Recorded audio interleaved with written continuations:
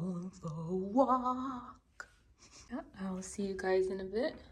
But you're right, I might not have to wear the bandana, but it kind of just feels more comfortable. Yeah. Yeah, because like I kind of loosened the hat a little bit, so I don't know, like it kind of saves it from like rubbing against it, if that makes sense. Yeah. Good job.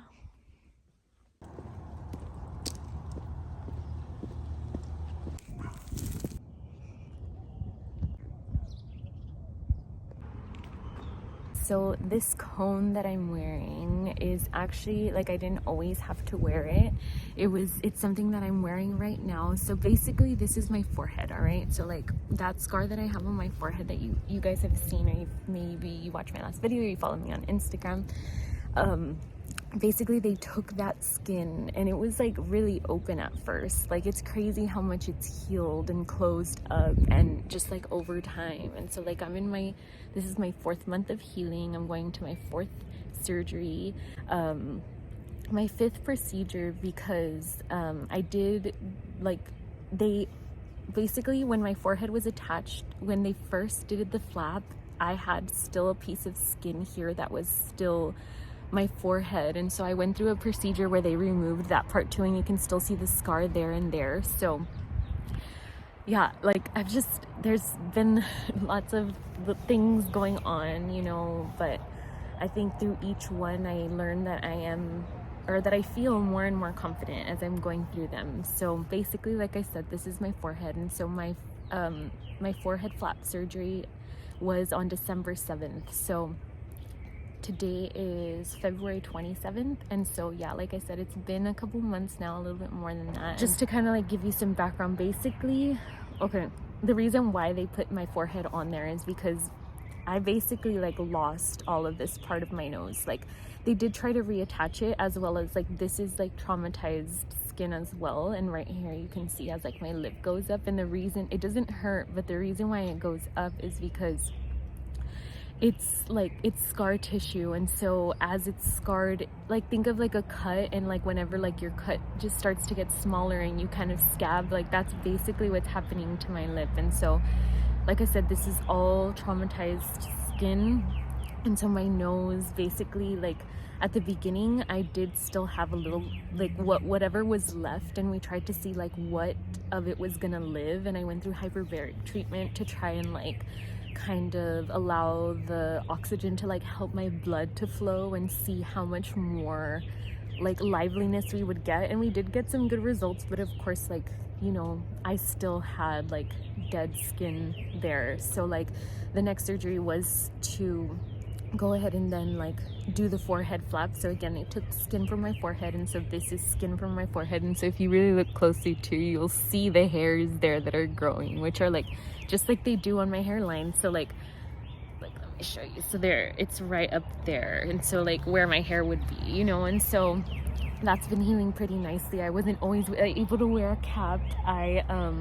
It was pretty open whenever it first happened. Like I'll share pictures one day, or I've shared some with a few of my friends or like my family, but it's like, or you know, they've seen me, my family, because you really in the hospital, that I love all the little birdies.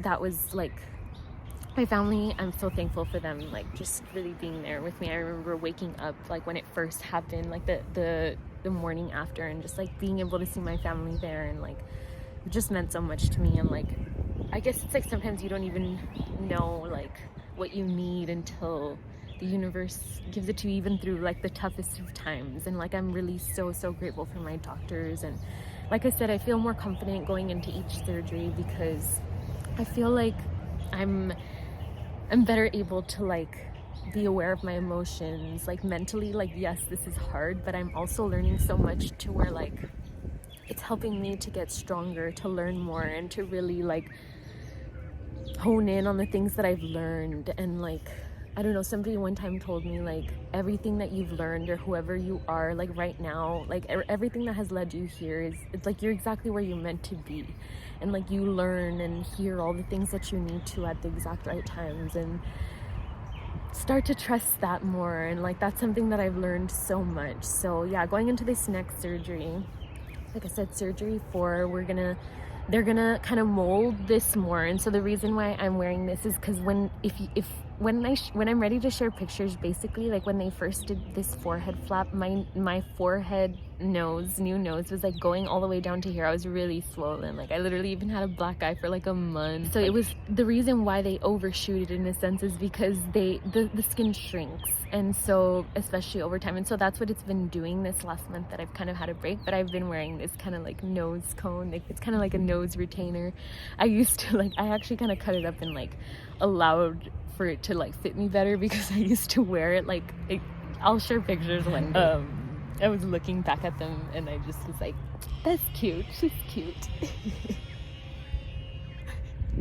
There's some pretty flowers here next to me. I think it's construction, but anyway, so yeah, I'm nervous, but also excited, you know, for the next steps. When I do take this off, or I don't know, like I see how now it's like more of that length and shape. I try to like just remind myself that I'm beautiful no matter what, and like no matter society standards of, again, like what a perfect nose or perfect lips or whatever, it's like I can be myself. And so thank you for listening, and I really appreciate you being here. Remind yourself to just show yourself the utmost love and respect, and you will receive it. And I love you so much.